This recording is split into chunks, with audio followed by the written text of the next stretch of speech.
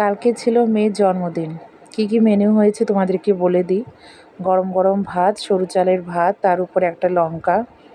আর এখানে হচ্ছে 5 রকমের ভাজা, আলু ভাজা, পটল, কুমড়ো, বেগুন, আর ওদিকে মাছ ভাজা আছে। এটা হচ্ছে মা করলো ওকে দেওয়ার জন্য, আর আমরা সবাই তো নেবই।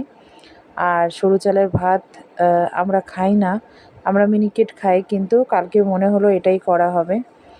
আর এটা হচ্ছে পাবদা মাছের ঝাল, মেয়ে খুব পছন্দ করে তাই করা হয়েছে।